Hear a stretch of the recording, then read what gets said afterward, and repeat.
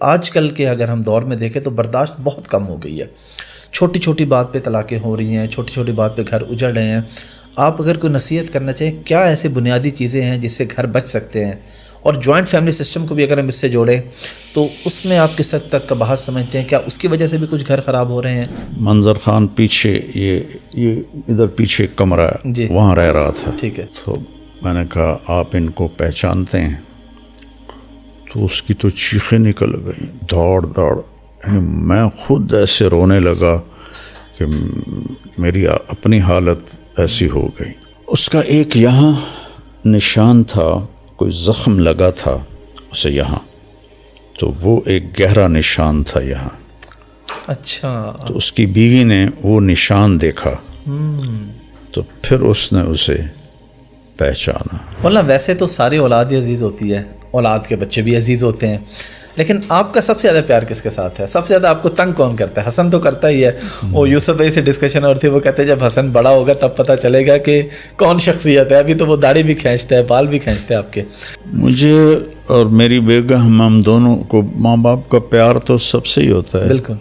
لیکن جس کو اللہ نے بلا لیا ہے نا, عاصم, وہ ہم دونوں کا پیار اس کے ساتھ زیادہ تھا. مولانا جب میں آپ سے مل کے جاتا ہوں نا تو 5-6 دن نا میرے اخلاق بہت اچھے رہتے ہیں. چہرے پہ اسمائل رہتی ہے, گاڑی ڈرائیو کرتے ہوئے غصہ نہیں آتا کہ یہ آگے کیوں آ گیا, یہ کیوں ہو گیا. انسانی تاریخ میں کربلا جیسی جنگ اور کربلا جیسا ظالم اور مظلوم کبھی نہیں آئے گا کہ نبی کی اولاد ذبح ہو, سر کاٹے جائیں, سروں پہ چڑھائے جائیں, اور معصوم 2 سالہ بچہ بھی نہ چھوڑا جائے.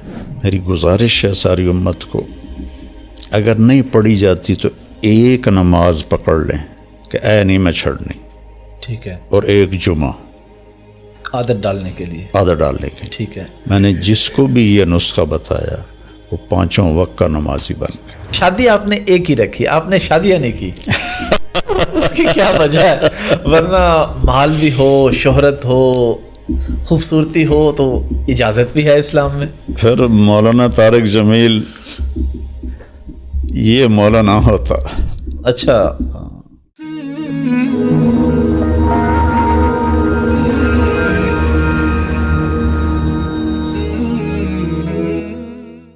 السلام علیکم جی, حافظ احمد پوڈ کاسٹ میں خوش آمدید. میں پہلے تعارف یہ کرواتا ہوں کہ میرے ساتھ موجود ہیں, لیکن آج میں یہ کہوں گا کہ میں موجود ہوں مولانا طارق جمیل صاحب کے ساتھ. مولانا اب میں تھوڑا سا آپ سے مزید گپ شپ کرنا چاہوں گا. ابھی رمضان میں جب ہم آپ کے پاس آئے تھے تو ہمیں 1-2 واقعات سننے کو ملے جو کہ میرے لیے بہت بڑی موٹیویشن تھے. میں چاہ رہا ہوں کہ وہ پوری عوام سنے جو کہ لوگوں کو نہیں جانتے. آپ نے ایک فیملی کو ملوایا غالباً 18-19 سال کے بعد.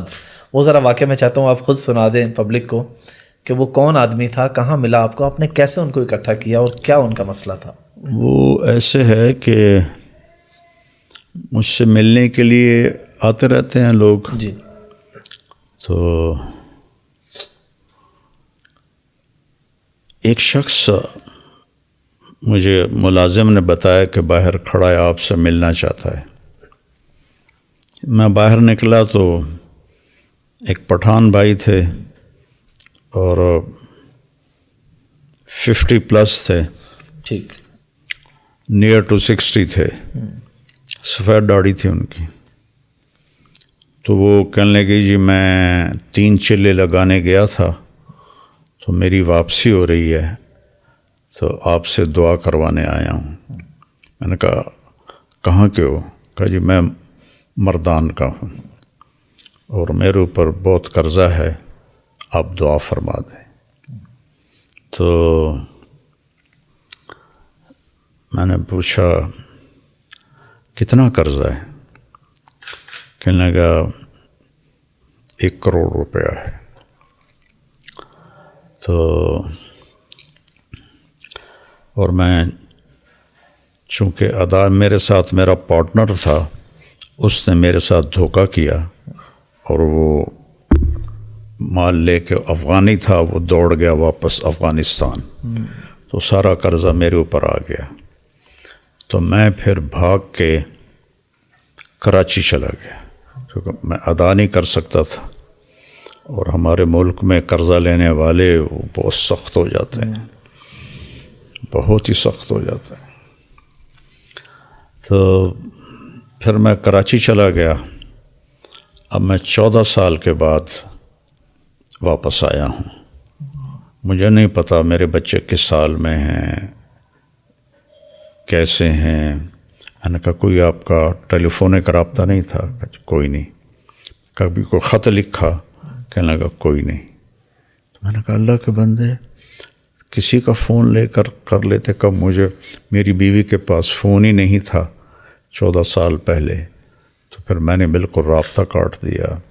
تو خط بھی میں نے نہیں لکھا کہ کہیں میرا پتہ نہ چل جائے. تو میں تو چھپا ہوا تھا 14 سال. تو میں نے پوچھا پھر اب کہاں جاؤ گے؟ کہا جی ابھی میں مردان تو جا نہیں سکتا, اب دیکھتا ہوں کہ میں کہاں جاؤں گا. تو میں نے کہا تم یہیں ٹھہرو, میں کچھ انتظام کرتا ہوں. تو کون زیادہ تمہیں تنگ کر رہا ہے؟ تو اس نے کہا جی وہاں کا ایک ہمارا بڑا سردار ہے, MP بھی بنتا ہے, اس کے میں نے 25 لاکھ دینے ہیں. اور ایک دوسرا ہے وہ بھی وہاں کا بڑا با اثر ہے, اس کے کوئی 15 لاکھ دینے ہیں کہ 10 لاکھ دینے ہیں, مجھے یاد نہیں ہے.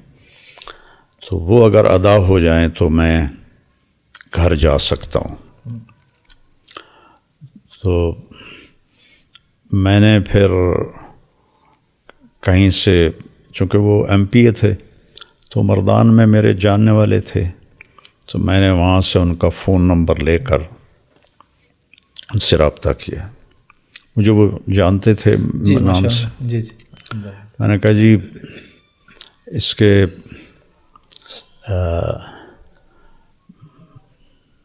پیسوں کی میں ضمانت دیتا ہوں, میں آپ کو دے دوں گا, تو آپ تھوڑا اس کو فری ہینڈ دے دیں. اس نے کہا جی ٹھیک. تو پھر میں نے اس کے گھر کا پتہ کروایا. تو ایک ساتھی سے تبلیغی دوست ہر جگہ, جی ہر جگہ ہوتے ہیں, نیٹ ورک پوری دنیا میں ہے. بالکل. تو وہ ان کے گھر تک پہنچا. ان کی بیوی سے میری بات ہوئی, سلمہ نام تھا اس کا, اس کا نام تھا منظر خان. منظر خان, ٹھیک. تو میں نے اس سے فون پہ بات کی. میں نے اس سے پوچھا آپ کے خاوند کدھر ہیں؟ کہا جی کچھ پتہ نہیں کدھر ہیں. کتنے سال ہو گئے ہیں؟ کہا 14 سال ہو گئے ہیں, اور قرضے والوں نے ہمیں بہت ذلیل کیا ہے, لیکن ہم غریب لوگ ہیں, ہم کچھ بھی نہیں کر سکتے, بے عزت ہوتے رہتے ہیں. میں نے کہا آپ کے لیے نا میں فیصلہ, میں آپ لوگوں سے ملنا چاہتا ہوں. تو میں نے وہیں ایک ساتھی کے ذریعے گاڑی کا انتظام کروایا, ٹیکسی کروائی. ٹھیک ہے. میں نے کہا اس کو میرا نام بتانا, ٹھیک ہے, تو وہ تمہیں لے آئے گا, میں یہاں پیسے دے دوں گا. ٹھیک ہے. تو اس کی 2 بیٹیاں تھیں اور ایک بیٹا تھا جو قرض خواہوں نے پکڑا ہوا تھا.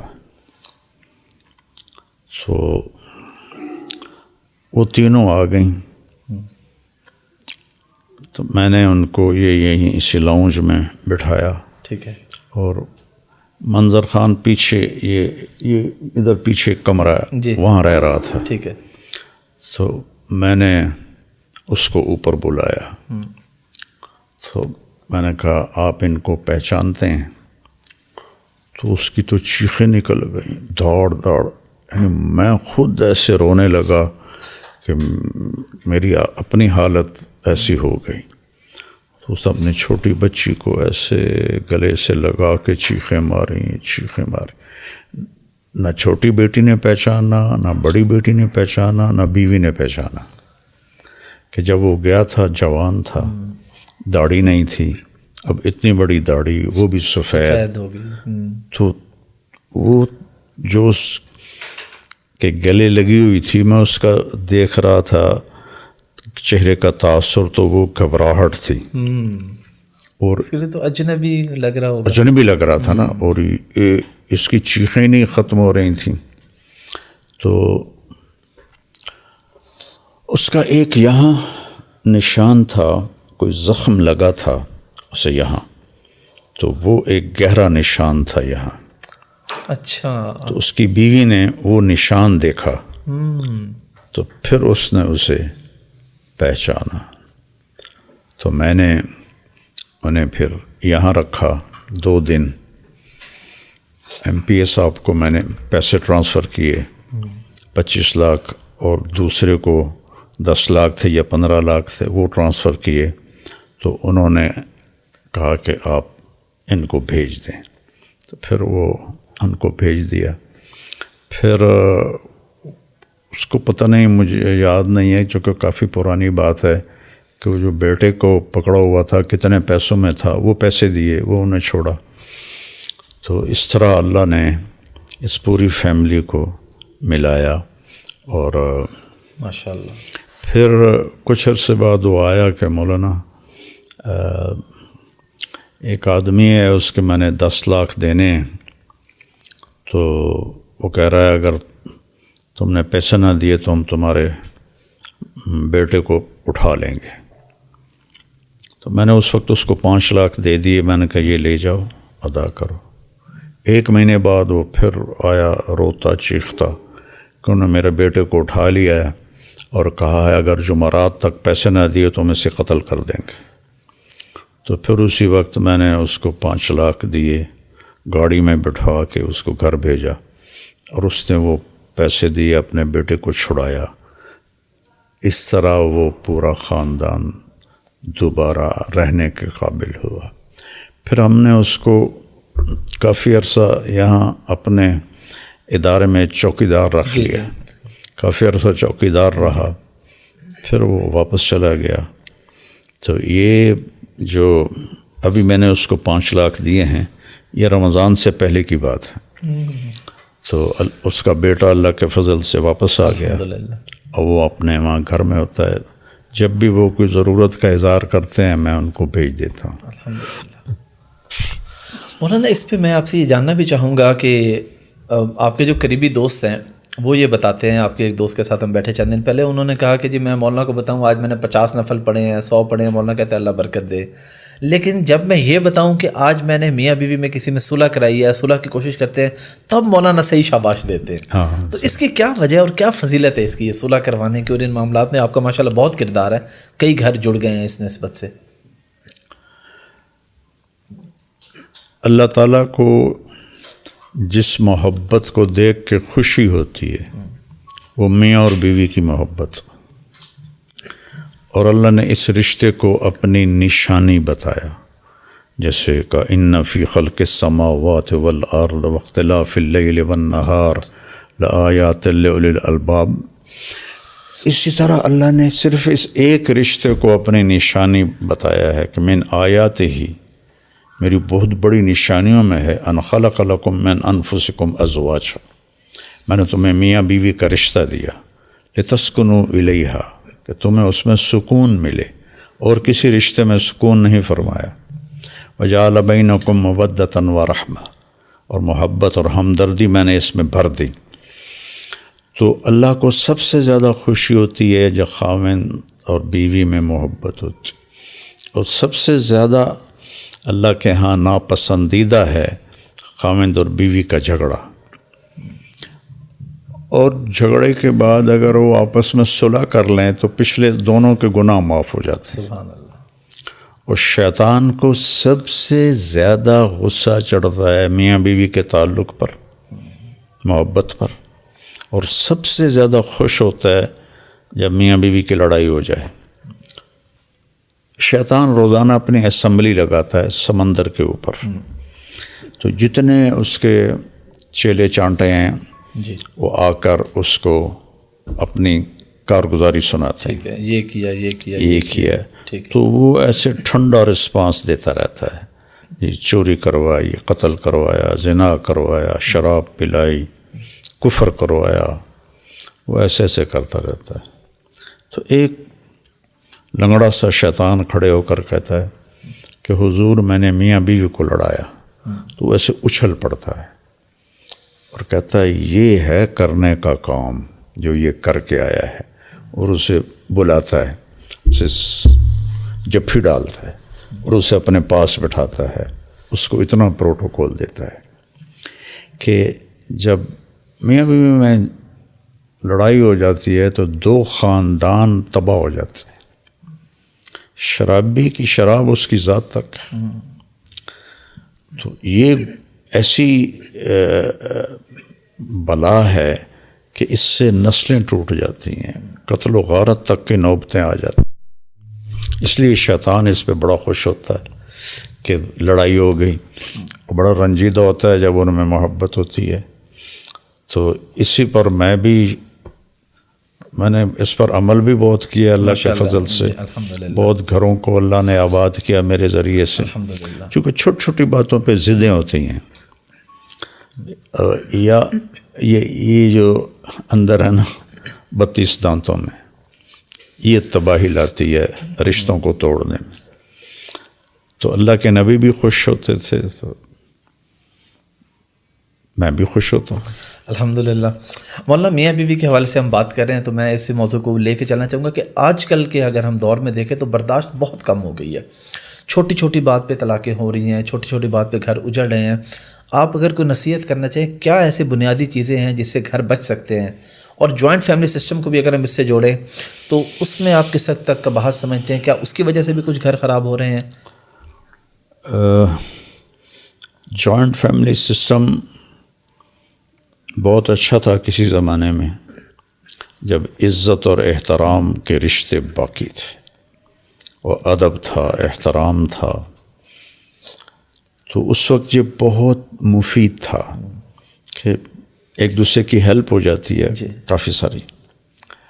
ابھی ایسا ہے کہ آج کی تعلیم نے وہ ادب اور احترام اٹھا دیا ہے، تو لڑکی بھی بے باک ہے، لڑکا بھی بے باک ہے، تو ایک دوسرے کو کی برداشت کوئی نہیں ہے۔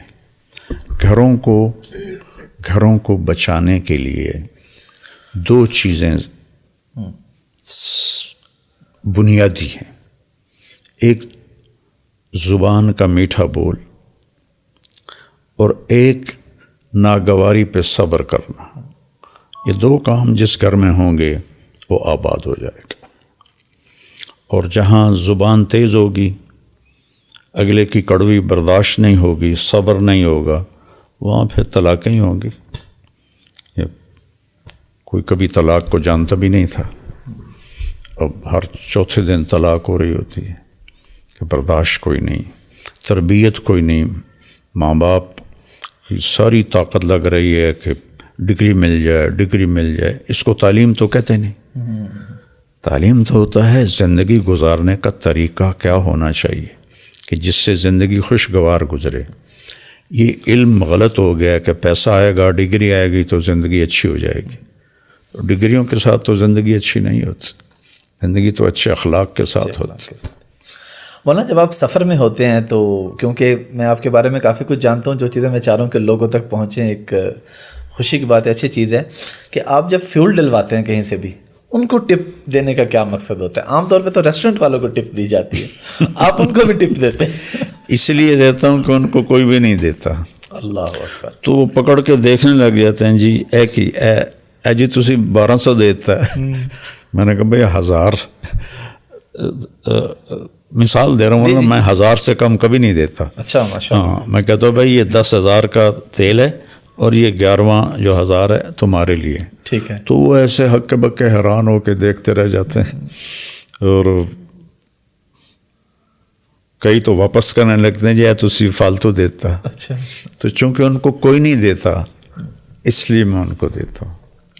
اور وائپر لگانے والے کو آپ نے ایک دفعہ 5000 دیا اور آپ کے ساتھی نے 50 دیا، تو آپ نے کہا تیری دعا تو پیٹرول پمپ کی چھت تک نہیں پہنچی ہونی۔ میری تو یہ لوگوں کی موٹیویشن کے لیے ضروری ہے کہ ٹپ اتنی زیادہ، تو کیا یہ دعا پھر واقعی زیادہ پیسے جو ہیں وہ پھر دیکھیں نا، اندر سے جب دعا نکلے گی تو وہی اوپر جائے گی۔ جی جی بالکل۔ 100 روپے پہ جو کہے گا اللہ بھلا کرے، اور اگر آپ اس کو 1000 دیں گے، 5000 دیں گے، اس کے تو یہاں سے دعا نکلے گی، اور وہی اوپر جائے گی. تو اگر اللہ نے مجھے دیا ہے تو میں تقسیم کروں, میرا آگے سرمایہ اکٹھا ہو جائے. بے شک. جو چھوڑ کے جانا ہے وہ تو پتہ نہیں کس کا ہے. مولانا آج ہم آپ سے کافی سارے واقعات سنیں گے.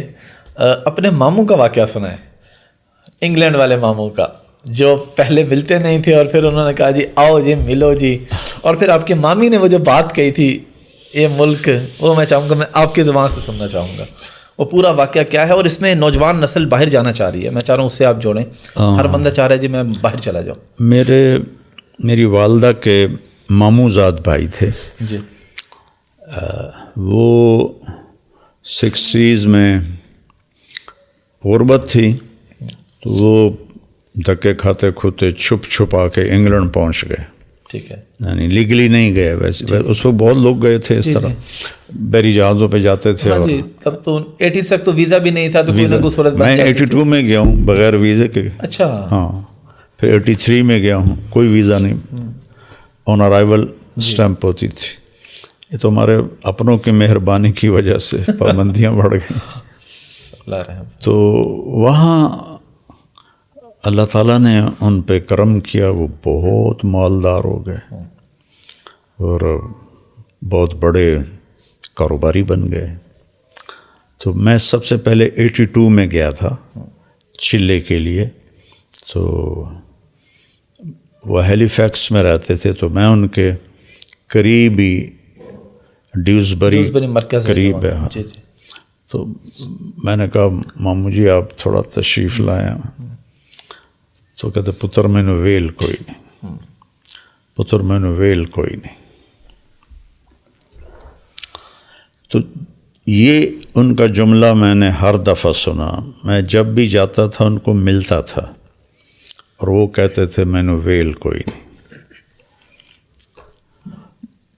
2000 میں میری امریکہ سے واپسی تھی, جماعت میں ہی ہم گئے ہوئے تھے امریکہ, وہاں سے واپسی ہو رہی تھی. لندن پہنچا ہوں تو وہاں ان کی کال آ گئے مینو آ کے مل. میں بڑا حیران ہوا کہ پہلے تو ماما جی پلہ نہیں پکڑاتے تھے, ویل کوئی نہیں, اور اب خود بلا کہہ رہے ہیں کہ مینو آ کے مل. وہ پھر ڈیوزبری پہنچنے تک ان کے کتنے فون آ گئے. تو میں پہنچتے ہی ایک ساتھی کو لے کر گیا تو وہ گھر میں اکیلے بیٹھے تھے. تو مجھ سے کہنے لگے بیٹا 26 سال بعد میں نے سمجھ آئی ہے کہ میں نے اتنے نہیں آنا چاہیے سی. پاکستان ہے میں نے چٹنی روٹی تو مل ہی جاندی. اے ویکھ میرا 6 بیڈ روم گھر ہے. تو آپ بھی انگلینڈ رہے ہیں. جی جی, یو کے میں 6 بیڈ روم, 6 بیڈ روم بہت لگژری گھر ہوتا ہے, عام بندہ نہیں عام بندہ افورڈ نہیں کر سکتا. کہ اے پتر ویکھ میرا 6 بیڈ روم گھر ہے, ویلا پہ ہے, میرے پتر میں نے چھوڑ کے چلے گئے. تو ہوں میں تو تیری مامی کلے آئے تھے. تو میں ساری کاروبار پراپرٹی کرائے تے چڑھا دیتی, کاروبار بند کر دیتا. میں کہ میرے پتر ہی نہیں تو میں کی کرنا. وہ بھی مینوں کرایہ اتنا آ جاندہ ہے کہ مینوں سمجھ نہیں آمدی میں خرچ کتنے کراں. تو میری مامی کہنے لگی پتر اے ملک ویکھن دے ہیں رہن دے نہیں ہیں. یہ تو میں اتنے سالوں سے جا رہا ہوں, 42-44 سال ہو گئے مجھے یورپ امریکہ پھرتے ہوئے. تو میں نے دیکھ لیا ہے کہ وہ رہنے کے نہیں ہیں, دیکھنے کے. ہاں, بہت ٹف لائف ہے. 2 سال پہلے ان کا انتقال بھی ہو گیا. نہیں 2 سال نہیں, کووڈ میں انتقال ہوا. مولانا آپ کے سفر, یہ جو انگلینڈ کا آپ نے بتایا, یہ آپ کا پہلا سفر تھا تبلیغ کا؟ پاکستان سے باہر پہلا سفر آپ کا کون سا تھا؟ پاکستان سے باہر پہلا سفر میرا انڈیا کا تھا. اچھا. ہاں جی, 1982 تبلیغ کے حوالے سے تھا. جی جی. تو وہاں پہ آپ نے انڈیا کے لوگ, اب پچھلی جب آپ سے پوڈ کاسٹ کی تھی نا, اس پہ میں سٹیٹس دیکھ رہا تھا یوٹیوب پہ جا کے, زیادہ ویورشپ انڈیا سے تھی. 3344 ملین پہ آپ کے ریلز اور تھے, اور میں سٹیٹس دیکھ رہا 52% 54% انڈیا سے. تو انڈیا کے لوگ تو بہت محبت کرتے ہیں آپ سے, بہت عقیدت رکھتے ہیں. تب کیا صورتحال تھی اور اب آپ کیوں نہیں جاتے؟ اس وقت تو میری پہچان کوئی نہیں تھی. اچھا. کہ میں 1980 میں تعلیم سے فارغ ہوا. ٹھیک. 80-81 یہ 1 سال میں نے تبلیغ میں لگایا, اور 82 میں ارائیومنٹ چلا گیا, اپنے آپ کو پیش کیا اور میں انڈیا گیا. تو میری کوئی پہچان نہیں تھی اس وقت. تو 89 میں جب گیا دوبارہ, تو اس وقت بھی میری کوئی اتنی پہچان نہیں تھی, چونکہ میڈیا استعمال نہیں کرتے تھے اور ڈسکریج کرتے تھے, ٹیپ کرنے کو بھی اور روکتے تھے. تو پھر جب اللہ تعالیٰ نے مجھے سمجھ دی کہ یہ تو بہت بڑا ذریعہ ہے دین کی بات پہنچانے کا, تو اس کے بعد میری بات پھیلنا شروع ہوئی, تو اللہ نے لوگوں کے دلوں میں پیار ڈال دیا. ماشاءاللہ, اس کی مہربانی ہے. ہندو بھی سنتے ہیں, سکھ بھی سنتے ہیں, عیسائی بھی سنتے ہیں, سارے سنتے ہیں. اور کئی لوگ تو ماشاءاللہ مسلمان ہوئے, کتنے انگلش مسلمان ٹرانسلیشن وہ سب ٹائٹل کے ساتھ دیکھ کے. جی آپ نے لاسٹ ٹائم واقعہ بھی سنا تھا. میرے خود چھوٹے بھائی کو ایک ٹیکسی ڈرائیور ملا دبئی میں, تو اس کا نام انڈین تھا, ہندو نام جو ہوتا ہے نا. تو گپ شپ کوئی آپ کا ذکر ہوا, تو اس نے کہا جی میں ان کے بیان سن کے مسلمان ہوا ہوں. تو بھائی نے پوچھا کہ پھر نام, اس نے کہا نام کا بڑا لمبا پروسیس ہے, پاسپورٹ پہ نام چینج کرنا ہے, ایمریٹس آئی ڈی پہ, تو نام میرا وہی ہے. اس طرح کی سینکڑوں مثالیں ہمارے پاس جی بالکل ہیں. مولانا تھوڑا ذرا لائٹر نوٹ کی گپ شپ پہ, کو یاد ہے آخری فلم کب دیکھی تھی سینما جا کے؟ 1971 میں 26 اکتوبر 1971. اچھا ماشاء اللہ. نادر سنمے کا نام تھا نادر. ادھر فیصل آباد میں. فلم کا نام تھا مجرم کون. اور یہ ابھی جو مرا ہے ضیاء محی الدین, جی جی, اقبال کی شاعری جو بولتے ہیں, جی جی, ضیاء محی الدین, یہ انگلینڈ سے آئے تھے اور ان کی پہلی مووی یہ آئی تھی اور اس کی بڑی ایڈورٹائزمنٹ ہوئی تھی. تو اس میں ایک مجھے یہ ضیاء محی الدین یاد ہے, ایک رنگیلا یاد ہے, اور ایک ساکی غالباً. تو اب تو سارے ہی مر گئے. تو وہ میں نے 9 سے 12 والا شو جا کے دیکھا تھا. اچھا, یہ میری آخری مووی تھی. اس کے بعد پھر ظاہر ہے راستہ ہی بدل گیا. 27 اکتوبر کو میں 3 دن کے لیے چلا گیا. اچھا, ایک دن پہلے آپ نے فلم دیکھی؟ 1 دن پہلے میں نے شیو کرائی اور مووی دیکھی. اگلے دن میرا ایک دوست میرے پیچھے پڑا ہوا تھا, وہ مجھے لے گیا 3 دن کے لیے. وہاں سے اللہ تعالیٰ نے میرا راستہ تبدیل کر دیا. اس کی بہت بڑی کرم نوازی ہے. مجھے تو سنگنگ کا شوق تھا اور میں گاتا بھی بہت اچھا تھا. پرائمری اسکول سے لے کر گورنمنٹ کالج لاہور تک میرے سنگنگ کے پروگرام اسکول میں, سینٹرل ماڈل ہائی اسکول. تو میں نے, چونکہ میرے والد کنزرویٹو تھے اور ایک قدیم زمیندارہ خاندان تھا, تو وہ گانے بجانے والوں کو مراسی کہتے تھے. تو میرا شوق پورا نہیں ہو سکتا تھا. ایران میں رضا شاہ کی حکومت تھی, تو وہ اس نے بالکل امریکہ والا ماحول بنایا ہوا تھا. تو وہاں شیراز میں ایک یونیورسٹی تھی جس میں میوزک سکھایا جاتا تھا. وہ میں نے اطلاعات حاصل کی ہوئی تھی, تو میں نے ان کو لیٹر لکھا کہ میں آپ کی یونیورسٹی میں ایڈمیشن لینا چاہتا ہوں. تو ان کا فارسی میں جواب آیا, تو مجھے تو فارسی آتی نہیں تھی. تو پھر ایک دوست جو فارسی جانتے تھے ان سے میں نے پڑھوایا. تو انہوں نے اس میں یہ لکھا تھا کہ آپ یہ لیٹر لے کر ہماری ایمبیسی چلے جائیں, وہاں سے آپ کو ویزا مل جائے گا اور آپ آ جائیں, آپ کا ایڈمیشن ہو جائے گا. تو میں خود تو نہیں گیا, میں نے وہ وہاں کا لیٹر ایران سے جو آیا تھا اور اپنی اپلیکیشن دونوں میں نے پوسٹ کر دی. یہ میں نے پوسٹ کی 25 اکتوبر کو, اور 27 اکتوبر کو میں 3 دن کے لیے چلے گئے. سبحان اللہ. تو بس اللہ نے بازو پکڑ لیا. مولانا ویسے تو ساری اولاد ہی عزیز ہوتی ہے, اولاد کے بچے بھی عزیز ہوتے ہیں, لیکن آپ کا سب سے زیادہ پیار کس کے ساتھ ہے؟ سب سے زیادہ آپ کو تنگ کون کرتا ہے؟ حسن تو کرتا ہی ہے، وہ یوسف بھائی سے ڈسکشن اور تھی، وہ کہتے ہیں جب حسن بڑا ہوگا تب پتہ چلے گا کہ کون شخصیت ہے، ابھی تو وہ داڑھی بھی کھینچتا ہے، بال بھی کھینچتا ہے آپ کے. تو کتنا وقت آپ بچوں کے ساتھ گزارتے ہیں؟ سب سے زیادہ پیار آپ کو کس کے ساتھ ہے؟ مجھے اور میری بیگم، ہم دونوں کو ماں باپ کا پیار تو سب سے ہی ہوتا ہے. بالکل. لیکن جس کو اللہ نے بلا لیا ہے نا، عاصم، وہ ہم دونوں کا پیار اس کے ساتھ زیادہ تھا. وہ اپنی صفات کی وجہ سے اس نے ہمارے دلوں پہ وہ چھا گیا تھا، لیکن اللہ نے اس کو عمر اتنی دی تھی. وہ اللہ پاک ان کو جنت الفردوس میں اعلیٰ مقام عطا فرمائے. مولانا جب میں آپ سے مل کے جاتا ہوں نا تو 5-6 دن نا میرے اخلاق بہت اچھے رہتے ہیں. چہرے پہ اسمائل رہتی ہے، گاڑی ڈرائیو کرتے ہوئے غصہ نہیں آتا کہ یہ آگے کیوں آ گیا، یہ کیوں ہو گیا. لیکن چند دن کے بعد پھر وہی کیفیت ہو جاتی. اور آپ کو تو ماشاءاللہ اتنے لوگوں سے ملتے ہیں، اتنا آپ کو اللہ نے نام دیا ہے، پھر لوگ آپ پہ تنقید بھی کرتے ہیں، لوگ عجیب عجیب باتیں بھی کرتے ہیں. آپ یہ سب کچھ کیسے ہینڈل کرتے ہیں؟ اور یہ اتنے اچھے اخلاق عام آدمی کدھر سے لے کے؟ ہم تو مل کے جاتے ہیں، صحبت کا اثر ہوتا ہے، لیکن وہ چند دن بعد پھر سوسائٹی میں جا کے تو ایک تو یہ بتا دیں کہ صحبت یا تبلیغ میں وقت یا یہ چیز کتنی ضروری ہے، اور یہ آپ اس کو کیسے مینیج کرتے ہیں جب لوگ اتنا آپ کو، بلکہ میں نے آپ کے بیان میں بھی سنا، آپ نے کہا کہ عاصم جمیل کے موقع پہ بھی، باقی بھی، کہ جس نے بھی مجھے دکھ دیا میں اسے معاف کرتا ہوں تاکہ آخرت میں کسی کے ساتھ کوئی معاملہ نہ ہو. یہ حوصلہ کدھر سے لے کے آئے ہم لوگ؟ یہ سب سے پہلے تو اللہ کی توفیق ہے. انبیاء نے بھی کہا وما توفیقی الا باللہ، کہ مجھے بھی اللہ ہی توفیق دے رہا ہے. تو پہلی چیز تو اللہ کی مہربانی اور اس کی توفیق ہے. دوسری چیز اس میں اچھی صحبت، صالحین کی صحبت،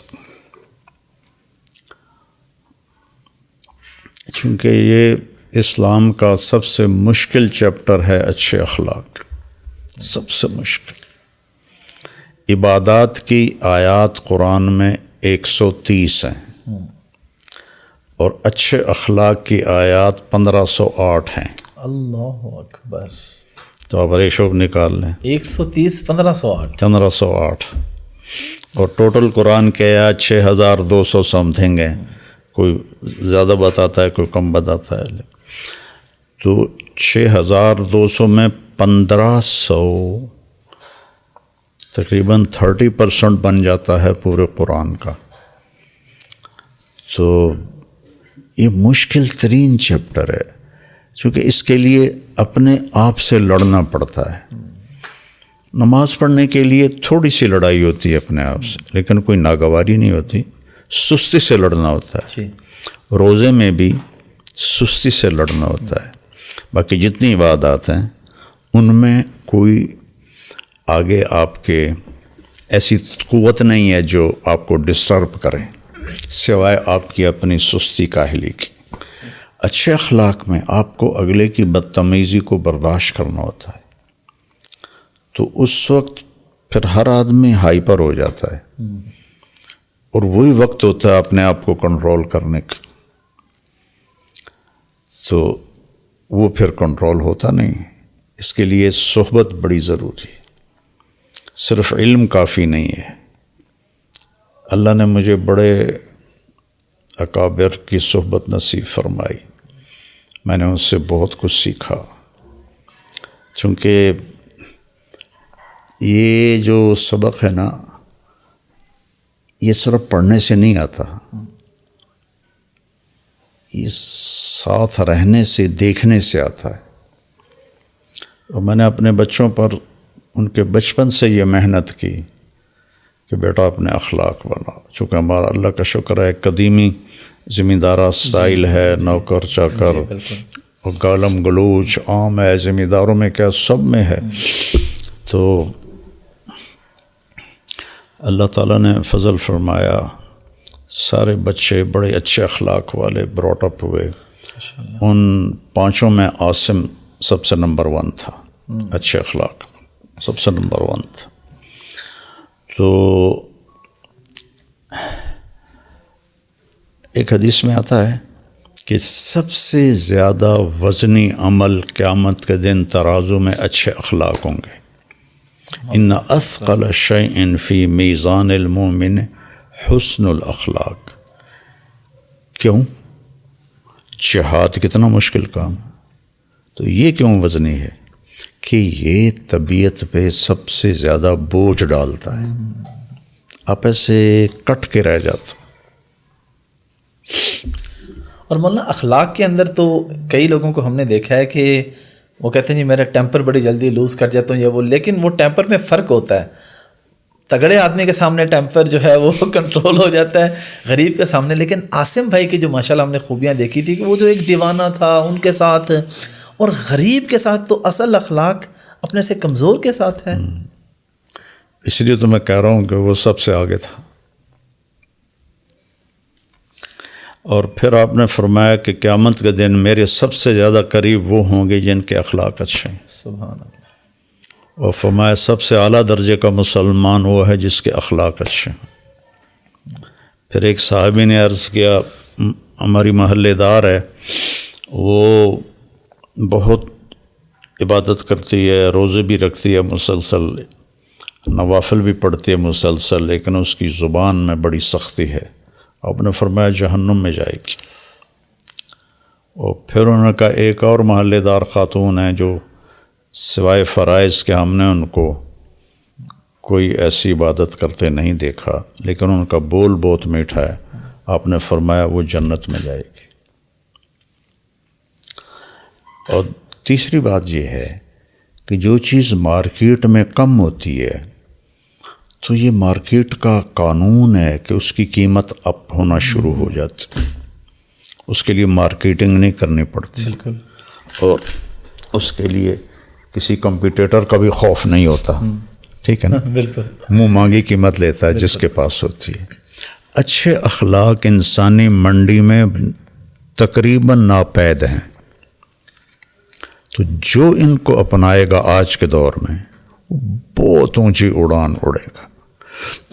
نمازیوں کی بڑی تعداد ہے، روزہ رکھنے والے، حج کرنے والے، صدقے دینے والے، عمرے کرنے والے، اعتکاف کرنے والے بے شمار ہیں. لیکن اچھے اخلاق والے میں 80 سے زیادہ ملکوں میں اللہ نے مجھے پھرایا. 6 بر اعظم میں میرے قدم اللہ نے ڈلوائے ہیں. لیکن اس صفت والا کو بھی کوئی ملتا ہے،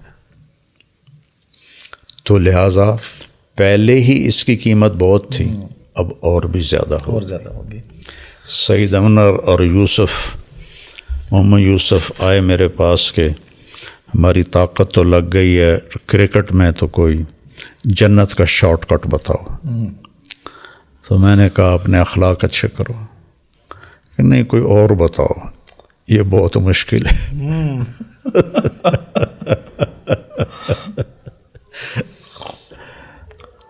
خاص طور پر بیوی کے سامنے اپنے آپ کو نیچے کرنا یہ اخلاق کی انتہا ہے.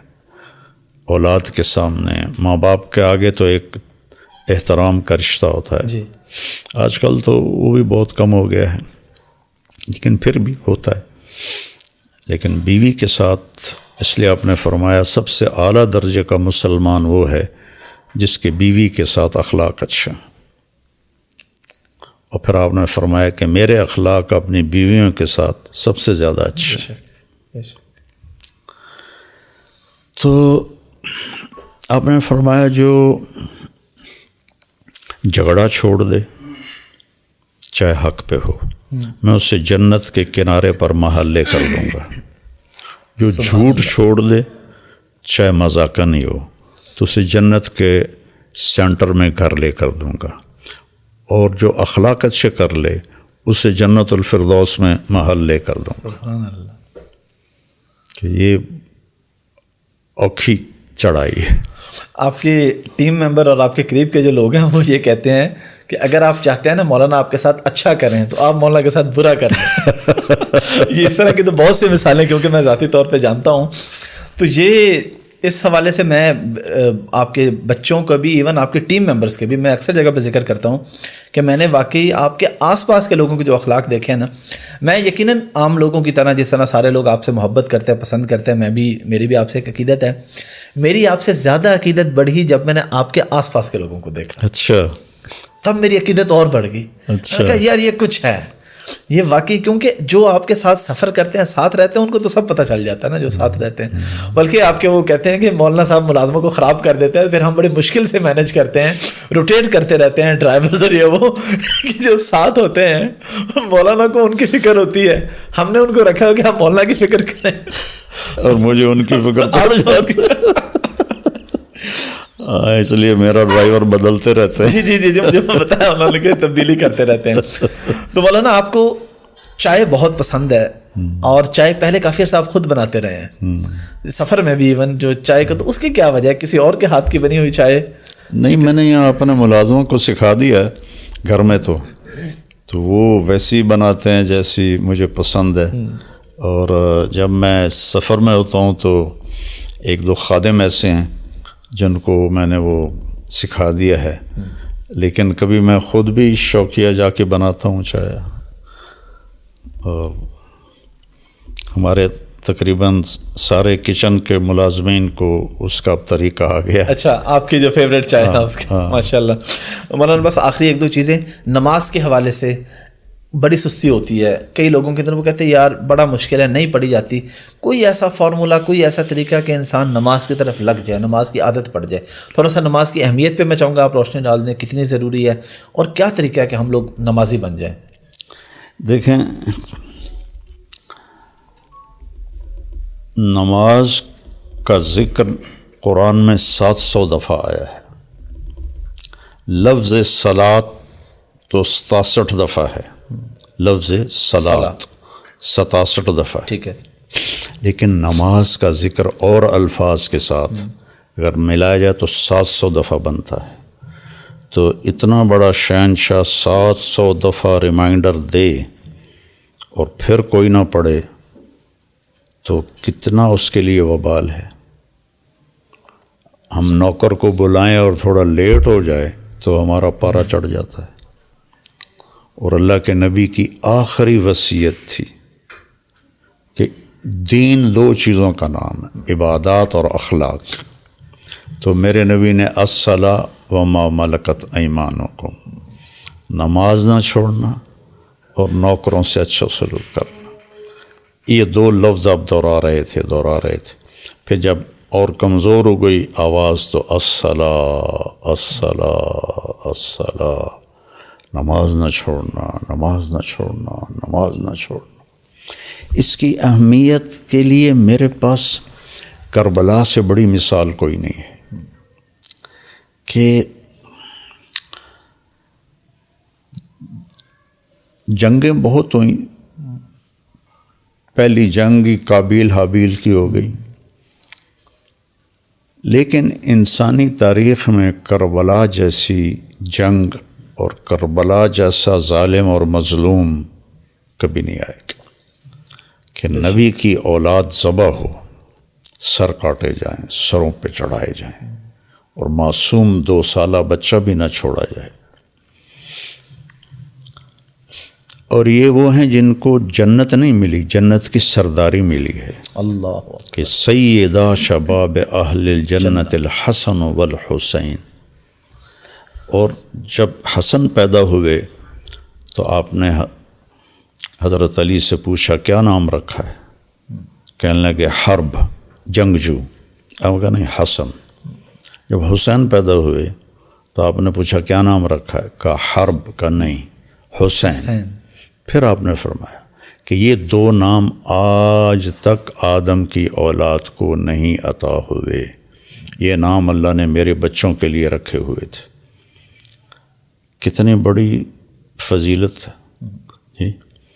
اور کندھوں پہ بٹھایا, ہاتھوں پہ اٹھایا, سجدے میں دونوں بھائی اوپر چڑھے بیٹھے. اور عبداللہ ابن مسعود نے ایسے سر اٹھا کے دیکھا, چونکہ سجدہ لمبا ہو گیا نا جی, تو انہوں نے دیکھا دونوں بھائی اوپر بیٹھے گٹمٹ کر رہے تھے. تو انہوں نے ایسے ہاتھ آگے بڑھایا ان کو اتارنے کے لیے, تو آپ نے بغلوں سے دیکھ لیا تو آپ نے ایسے کر دیا. سلام پھیرتے ان کو گود میں لیا اور کہا بے ابی ہما و امی لا تغضوہما, میرے ماں باپ ان پر قربان, انہیں دکھ نہ دینا. چونکہ آپ کو نظر آ رہا تھا کہ آگے ہونا کیا ہے. تو ان کے لیے، اور پھر جنگ سے پہلے امام علی مقام کی آنکھ لگ گئی، آنکھ کھلی تو ہنسنے لگے. تو حضرت زینب نے پوچھا یہ کوئی ہنسنے کا موقع ہے؟ موت سر پہ کھڑی. کہ اللہ کے نبی خواب میں آئے، فرما رہے ہیں بیٹا میں لینے کے لیے آ چکا ہوں، استقبالیہ جماعت اللہ کا رسول ہو. تو اب جب نماز کا وقت آیا تو موت سر پہ کھڑی ہے تو چھوڑ دیتے، نہ پڑھتے. جی کہ موقع ہی ایسا تھا. 72 ٹوٹل آدمی، اور ظہر تک 15-20 شہید بھی ہو چکے ہیں. تو آپ نے زہیر کو اشارہ کیا.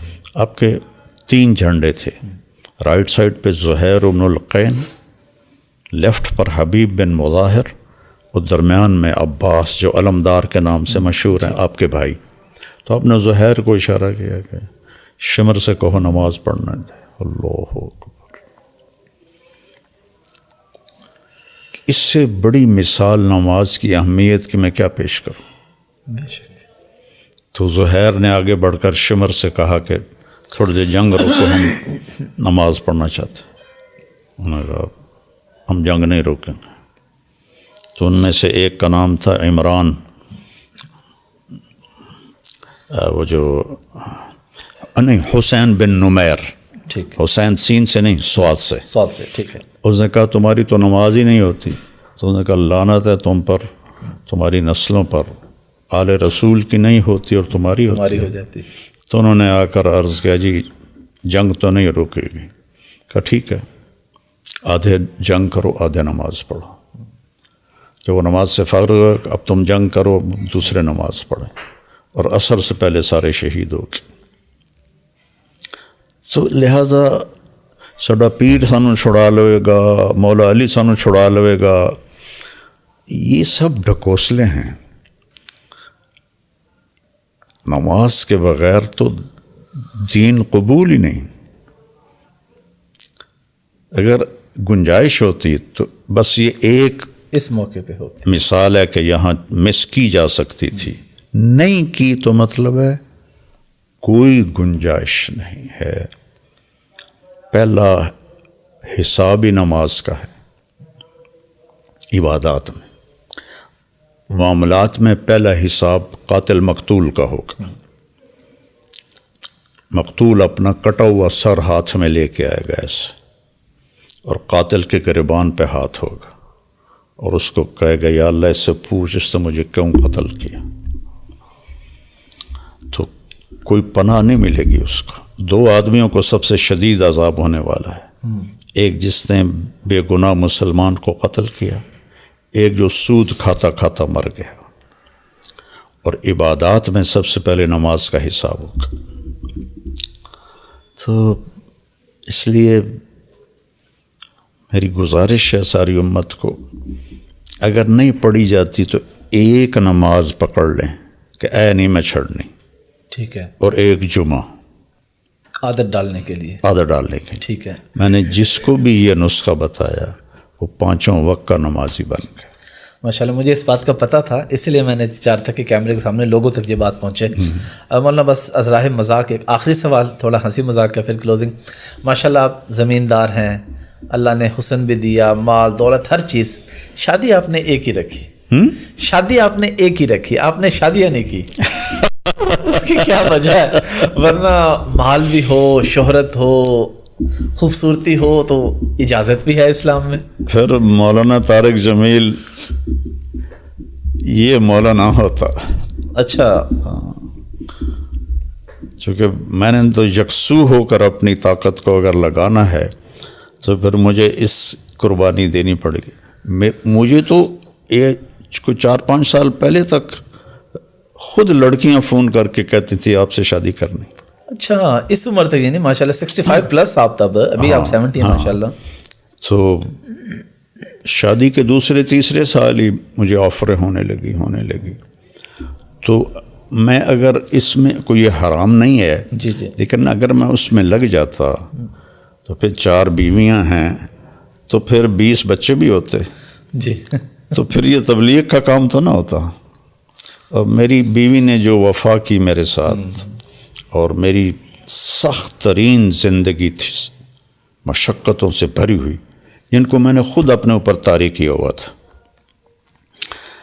تو سہولت کا راستہ نہیں اختیار کیا، تو وہ اس میں میرے ساتھ رہی، تو اس کی وفا بھی میرے لیے رکاوٹ تھی کہ میں اس پر کوئی سوکن کا مطلب پتہ کیا ہے؟ نہیں، ہم نے تو یہ سنا کہ دوسری بیوی ہے تو بس وہ سوکن ہے۔ کن کہتے ہیں جب وہ لوہے کی رگڑائی کر رہا ہوتا ہے جی، تو اس سے چنگاریاں نکلتی ہیں، ٹھیک ہے نا، اس ایک چنگاری کو کن کہتے ہیں۔ اچھا، وہ اگر کان میں وہ آنکھ میں پڑ جائے تو آنکھ جلنے لگ جاتی ہے، تو دوسری بیوی ہے وہ 100 کن ہیں وہ۔ اچھا، یہاں سے یہ لفظ ہے، تو جس کی آنکھ میں 100 چنگاریاں پڑ جائیں اس کی آنکھ کا کیا حال ہوگا، اس لیے اس کو 100 کن کہتے ہیں۔ چلیں مولانا، ماشاءاللہ بہت شکریہ آپ کے وقت کا۔ لاسٹ پہ میں چاہوں گا آپ فاؤنڈیشن کے حوالے سے لازمی کچھ بات کرنے کہ فاؤنڈیشن نے بہت اچھا کام کیا ماشاءاللہ۔ ہم بھی ٹیلی تھون میں ہماری خوش قسمتی سعادت آپ کے ساتھ موقع ملا لوگوں سے بات کرنے کا، لوگوں نے ماشاءاللہ بہت ڈونیٹ کیا۔